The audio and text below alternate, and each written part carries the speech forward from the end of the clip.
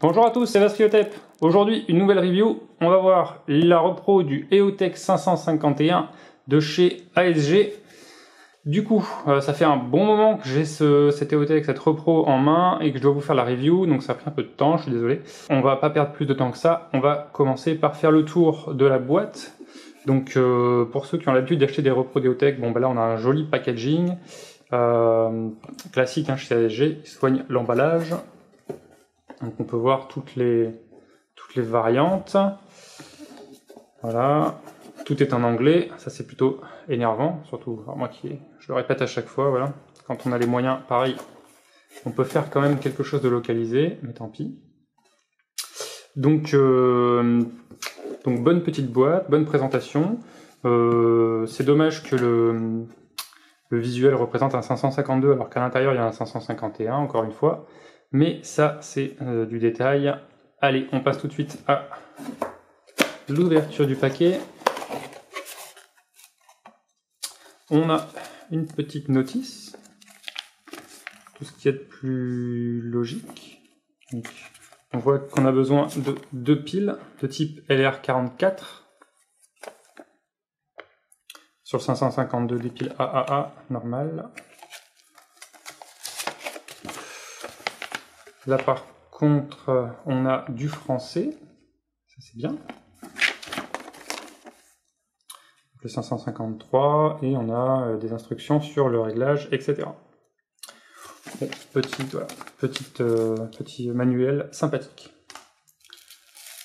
On a une petite lingette microfibre pour essuyer les traces de doigts sur la vitre. Ça c'est pareil, c'est toujours sympa.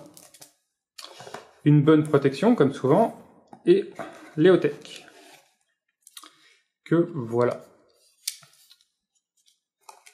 Et c'est tout, donc, hop, je l'enlève. Alors, cette EOTech. Donc voilà, je vous fais un petit tour du propriétaire.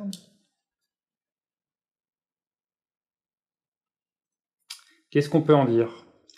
Eh bien, moi qui en ai eu un bon paquet d'EOTech, je peux vous dire que celui-là, rien qu'au déballage, on peut voir que c'est du cheap.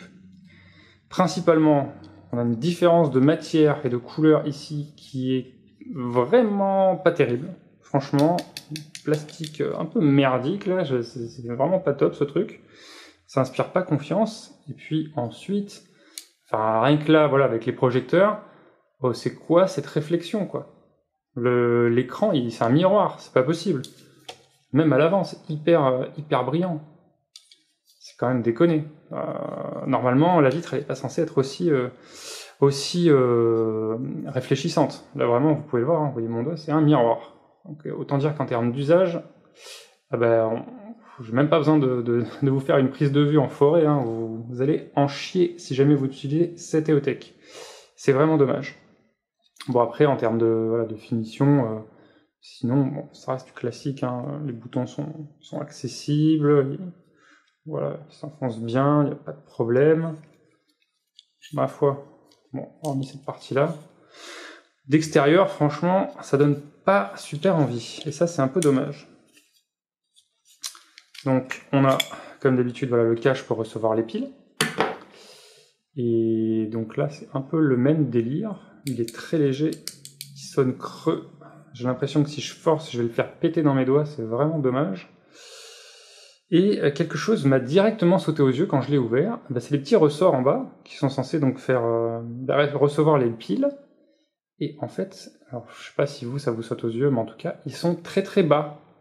Vraiment très bas. Normalement, c'est beaucoup plus haut, sachant que je dois mettre à l'intérieur 2 piles de type LR44, c'est pas des piles très épaisses. Rien que comme ça, je me suis dit, là, il va y avoir un problème, et je vais vous montrer de suite. Donc voilà 2 piles LR44.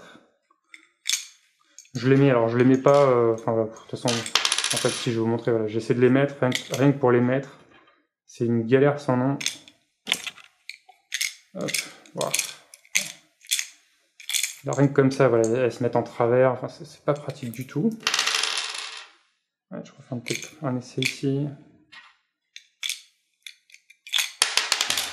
Non, c'est vraiment pas pratique. Bon, toujours est-il que c'est pas ça que je vais vous montrer exactement. C'est quand on le met. Bon, bah c'est confirmé, le ressort est absolument pas suffisant pour pousser les piles jusqu'au bout. Donc, c'est inexploitable en l'état. Pour un produit vendu aux alentours de 90 €, il me semble. Bref, je sais pas pour vous, hein, mais moi, c'est tout simplement inacceptable. Du coup, je me suis fabriqué des petits tampons en aluminium, voilà, que je glisse au fond pour faire contact. Et ce qui me permet d'insérer les piles plus facilement et d'avoir une meilleure connectivité, une connectivité tout court en fait, avec les réceptacles ici. Donc on va faire ça.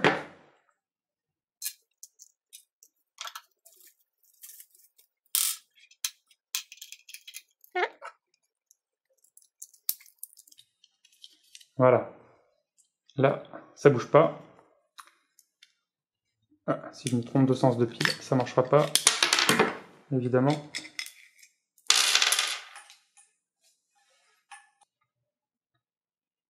Voilà, là c'est bon. Et alors du coup, on voit que la petite lumière est allumée. Je vais essayer de vous montrer. Oh la vache, le viseur. Tellement de réflexion que je peux même pas vous montrer le point rouge. Bon, je vais éteindre un Projo. Voilà.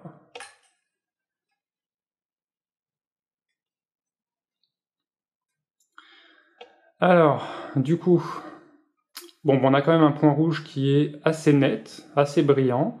Donc ça, c'est cool. Hop. Il change bien de couleur donc en fonction de ce qu'on appuie, donc du vert au rouge. On voit que la luminosité par contre n'est pas totalement la même sur tout le point rouge. Je vais faire varier l'intensité. Ouais, pas de grande réaction.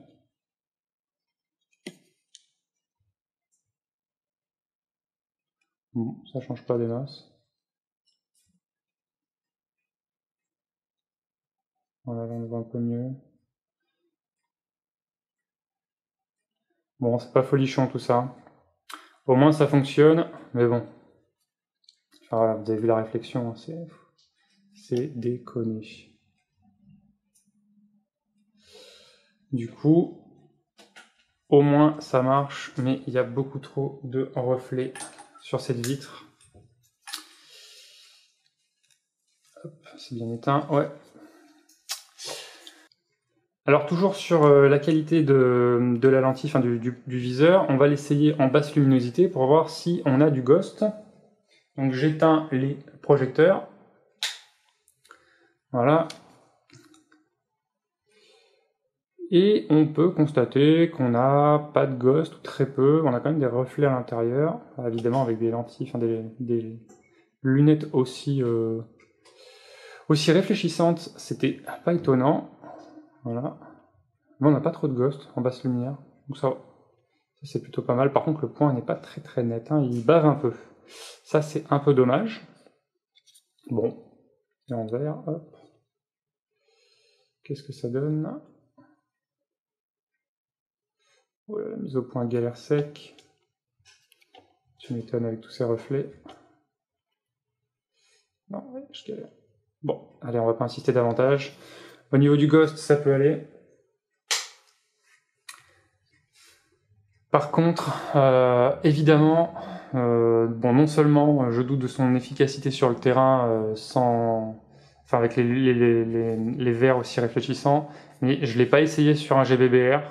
Mais vu sa conception, à mon avis, si je le mets sur mon G5 et que je m'amuse à tirer avec, ne serait-ce qu'une journée, je pense que je le retrouve en miettes à la fin de la journée, quoi. L'interne, à mon avis, va pas tenir, ça va pas tenir. Non, vraiment, si vous voulez vous en servir, faites-le sur un AEG, mais certainement pas sur un GBBR. Bah du coup, voilà, qu'est-ce que vous voulez que je vous dise, moi? Je suis assez déçu, évidemment. J'espère que ASG va revoir sa copie parce que proposer ce type de produit, c'est pas acceptable du tout. Faut vraiment pas prendre les joueurs d'airsoft pour des couillons. Faut Enfin ça voilà, moi je n'accepte pas. Ça me met plutôt en colère, précisément. Parce que ça c'est beau pour faire voilà, de la figuration, mais pas du tout pour l'utiliser. Après, j'en profitais puisque j'y suis pour vous donner un petit tips, puisque j'en ai eu pas mal des 551 aussi. Ne jamais laisser vos piles dans le réceptacle quand vous ne vous servez pas du viseur, parce qu'en fait à l'intérieur l'électronique va continuellement les décharger. Probablement parce que c'est pas du très très bonne électronique. Pourquoi j'y connais pas grand chose, mais en tout cas, voilà, ne laissez jamais les piles là-dedans. Mettez-les dans un petit film comme ça. Alors vous pouvez en laisser 2 à l'intérieur d'un côté et les 2 de l'autre côté. Vous pouvez les enlever, les mettre là-dedans. Bien entendu, séparez-les. Il faut pas qu'elles se touchent, sinon bah, c'est pareil, ça fait conduction et hop, ça va les décharger. Et au niveau du stockage, ne stockez pas vos piles à une trop forte humidité ou une trop forte chaleur. Sinon, bah, ça va les abîmer et bah, pareil, elles ne seront plus utilisées. Bon, du coup j'en ai fini avec cette EOTech. J'espère que la review vous a plu. Et au moins, bah, voilà, vous savez à quoi vous en tenir si jamais vous voulez utiliser cette marque. Voilà. En termes d'EOTech, sur ce modèle-là précisément, c'est pas la joie. Je vais voir. Pour vous montrer le numéro de série, on ne sait jamais s'ils font une autre série, parce que bon après tout le monde peut s'améliorer évidemment. Voilà en tout cas les références produits. C'est un petit peu dommage. Allez, merci d'avoir regardé. À plus tout le monde. Ciao.